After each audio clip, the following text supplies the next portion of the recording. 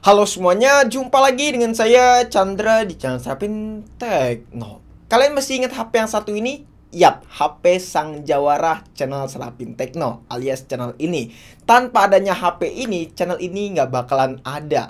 Ya, karena memang HP ini bener-bener sangat bersejarah banget bagi saya. Nah, di video kali ini kita akan bahas HP yang satu ini di tahun 2022. Gimana nasibnya si HP yang satu ini? Apakah masih worth it untuk dibeli? Mengingat spesifikasinya yang makin kesini makin menjadi apa ya? Bisa dibilang turunlah spesifikasi dari si Redmi 9 ini. Karena ada HP baru yang lebih memiliki spesifikasi jauh lebih tinggi ketimbang HP ini. Performanya pun juga harus saya bahas. Pas saya pakai HP ini udah sekitaran hampir 2 tahunan guys ya. So kira-kira gimana sih nasibnya si Redmi 9? Apakah masih layak untuk dibeli dan dipakai? Daripada kelamaan, langsung aja yuk kita mulai videonya. Let's go.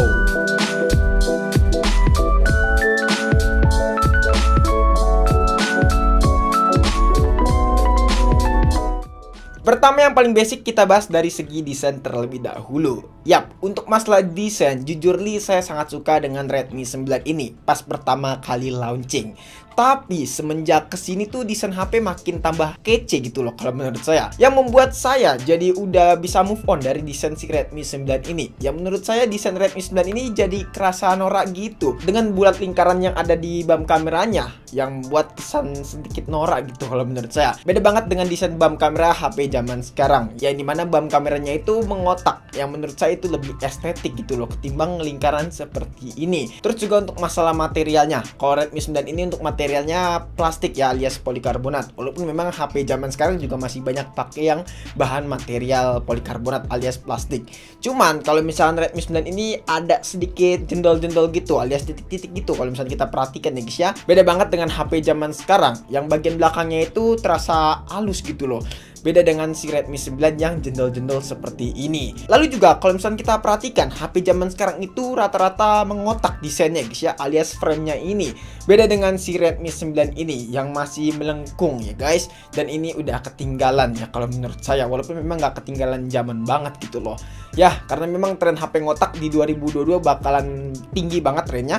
Jadi prediksi saya kemungkinan HP-HP ke depan itu bakalan ngotak untuk bagian framenya. Tapi overall saya salut dengan si Redmi 9 ini. Jujur, udah setahun ini saya nggak pakein casing nih HP. Tapi kalau misalnya kita lihat masih mulus aja gitu.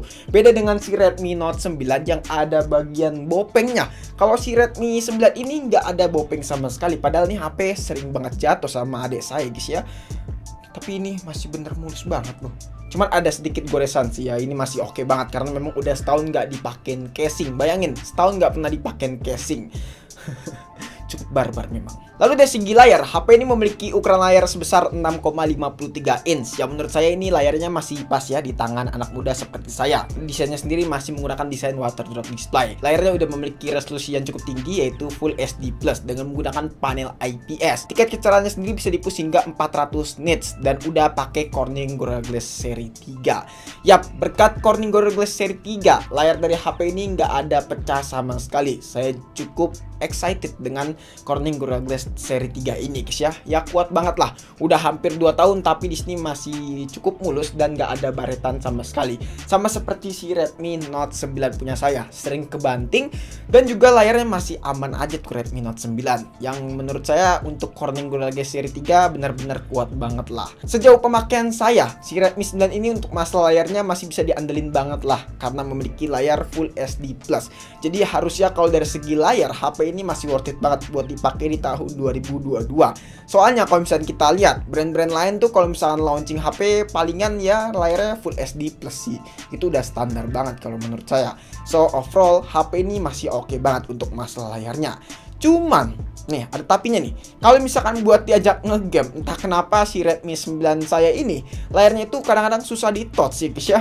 Ini cukup menyebalkan menurut saya. Kadang-kadang ada delaynya juga. Entah ini mungkin karena responsif layarnya udah menurun atau Mungkin karena bug MIUI kali ya. Waduh, saya juga nggak bisa ngejawab ini dengan spesifik sih ya. Tapi kalau misalnya kalian tahu dan kalian ngerasain hal yang serupa, layarnya agak delay di Redmi 9, coba nih tulis di kolom komentar. Kita bakal diskusi bareng-bareng, soalnya agak sedikit bingung. But overall sejauh ini buat diajak nonton film, main sosial media masih cukup lancar lah si Redmi 9 ini. Dan untuk kualitas layarnya masih cukup manjain mata banget. Lanjut dari segi performa nih. Nah, yang cukup saya notice banget dari segi performa si Redmi 9 ini, memang untuk SoC-nya sendiri dia pakai MediaTek Helio G80, yang dimana ini adalah SoC yang nggak kentang-bentang banget di tahun 2019 ya.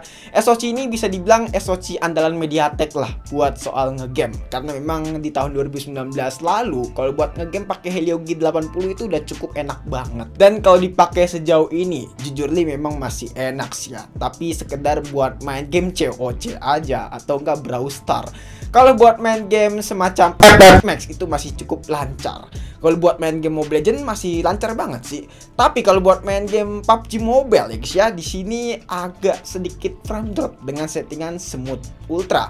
Entah kenapa di sini saya cukup nggak nyaman juga sih main di Redmi 9 ini kalau buat main game PUBG Mobile. Apalagi kalau buat main game Genshin Impact, udah ngap-ngapan banget nih HP, kayak nggak layak gitu. Tapi memang kalau dari segi performa menurut saya buat HP sekelas entry level ya masih cukup oke lah, walaupun memang performanya nggak kencang-kencang banget pas waktu pertama kali launching nih HP. Jadi kalau dari segi performa penilaian saya 50% worth it, 50% enggak. Tapi kalau buat penggunaannya sekedar sosial media, penggunaan sehari-hari, Helio G80 harusnya masih worth it banget. Kabar baiknya by the way, si Redmi 9 ini mendapatkan MIUI 13 ya guys ya. Jadi harusnya HP ini menambah nilai plus lah dan masih bisa dipakai jangka panjang harusnya. Cuman jangan kesenangan dulu karena masih ada beberapa poin yang harus kita bahas, terutama dari segi baterainya. Nah, kalau masalah baterai, si Redmi 9 ini yang saya rasakan udah agak lumayan boros dia. Penggunaan seharian nonstop itu buat nonton film itu cuma bisa bertahan sekitaran 5 jam aja dengan resolusi Full HD plus brightness atur ke 50%. Main game sekelas FF Max dengan settingan low 60 fps, pas waktu bermain sekitaran 30 menitan, di sini berkurang sekitaran 13 sampai 15%-an. Yang menurut saya cukup lumayan boros. Jadi memang kalau dari segi baterai, sepertinya memang Redmi 9 punya saya ini udah mulai menurun untuk kesehatannya. Ya mungkin harus ganti baterai kali ya yang unit saya pegang ini. Cuman nggak apa-apa, walaupun begitu pengisian cepatnya itu masih cukup kenceng karena dibekali dengan fast charging hingga 18 watt. Ya menurut saya itu harusnya udah bersyukur banget ya guys ya, karena HP di tahun 2020 lalu kalau buat fast charging 18 watt di under 2 jutaan itu agak lumayan susah, dan cuman Redmi 9 aja yang hadir membawa 18 watt fast charging. Bahkan si Redmi Note 9 aja cuman 18 watt untuk kecepatan fast chargingnya. Kalau misalnya kita lihat harganya tuh dulu sekitaran 2,4an ya guys ya si Redmi Note 9. Terus untuk urusan kameranya sendiri gimana? Ya, untuk kameranya sendiri HP ini memiliki konfigurasi quad kamera dengan kamera utamanya beresolusi 13 megapiksel, 8 megapiksel untuk lensa ultrawide, 5 megapiksel untuk lensa makro, dan 2 megapiksel untuk lensa depth sensor, serta 8 megapiksel untuk kamera selfie.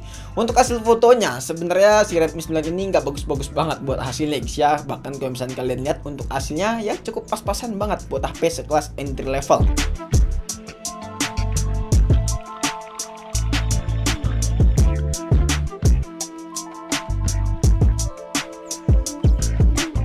Lalu dari segi harga, kalau misalnya kita lihat untuk harga secondnya di marketplace Facebook ya guys ya, itu di kisaran 1,3 sampai 1,5 jutaan untuk yang varian 4/64. Tapi kalau misalnya varian yang 3/32 itu sekitaran ya mungkin 1 juta sampai 1,2 jutaan kali guys ya. Tapi saya rekomendasikan banget nih untuk teman-teman yang pengen ambil HP ini, ambillah yang varian 4/64 karena varian itu udah cukup standar banget. Bahkan varian itu kalau bisa saya bilang ya guys ya, udah nggak worth it harusnya karena rata-rata sekarang 128 sih guys ya. Soalnya varian 4/64 jujur nih ini udah mulai penuh sih untuk masalah kapasitasnya.